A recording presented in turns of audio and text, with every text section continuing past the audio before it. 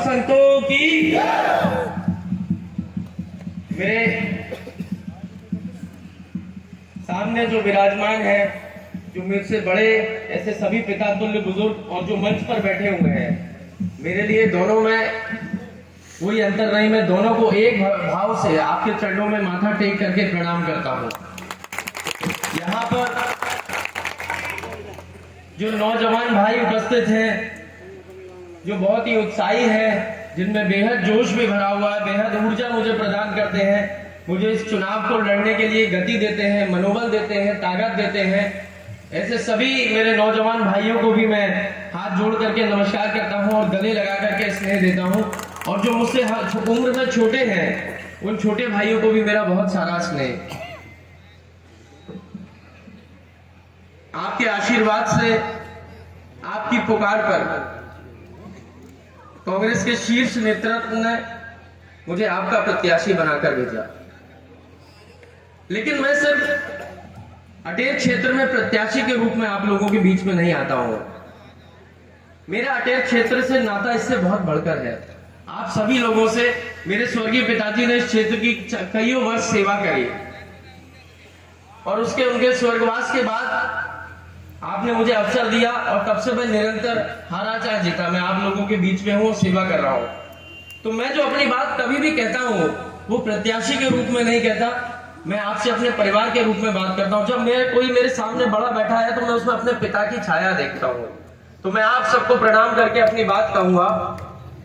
आज मैंने नामांकन दाखिल कर दिया। चूंकि प्रक्रिया है, चुनाव लड़ने की प्रक्रिया होती है, पहले टिकट घोषित होता है, आप सबके आशीर्वाद से मुझे मिल गया। मेरी ताकत नहीं थी टिकट की, ये मेरे स्वर्गीय पिताजी का आशीर्वाद था और ये आप लोगों का स्नेह था कि आपने आवाज दिल्ली के नेतृत्व तक भेजी।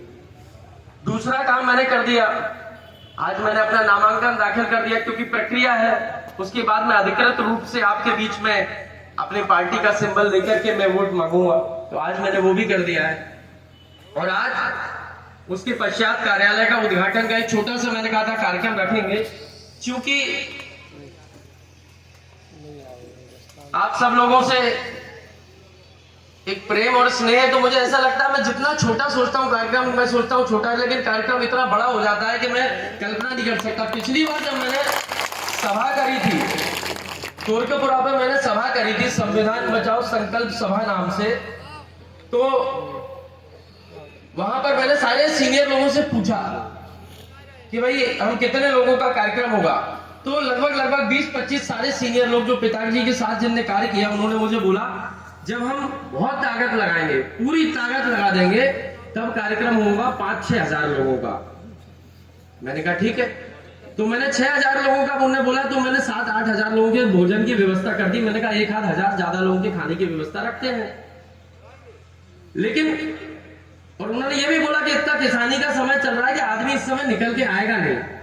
लेकिन ये आप लोगों का स्नेह और आशीर्वाद है कि जो कार्यक्रम हुआ उसमें लगभग 15,000 लोगों की भीड़ हुई पिछले बार। और मुझे इस बात का दुख है कि आधे से ज्यादा लोगों को खाना तक नहीं मिल पाया।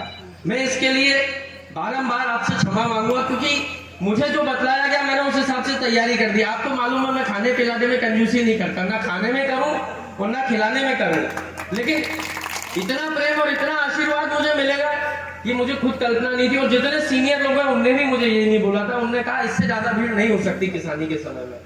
तो मैं आपने जो आशीर्वाद मुझे प्रदान किया उसके लिए प्रणाम करूंगा और इस बात की क्षमा मांगूंगा कि पिछली बार खाने की जो अव्यवस्था हुई, जो कमी पड़ी, उसमें मेरा भी दोष है। हम सब लोगों ने आकलन नहीं किया था कि इतने ज्यादा लोग आ जाएंगे।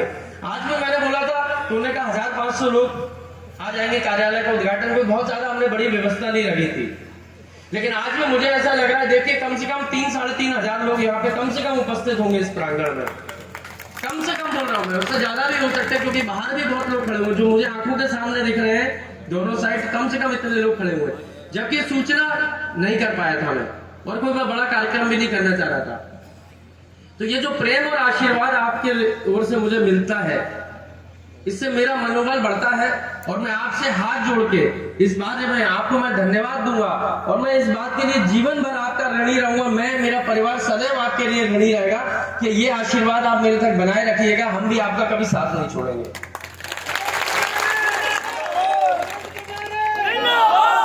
देखिए चुनाव पहले भी होते रहे अटेर में, देश आजाद हुआ और जब से अटेर विधानसभा बनी है चुनाव तब से होते रहे हैं और लोग हारे भी, लोग जीते भी, चुनाव ड्रॉप भी किए, किसी ने टिकट भी कटे, सब हुआ।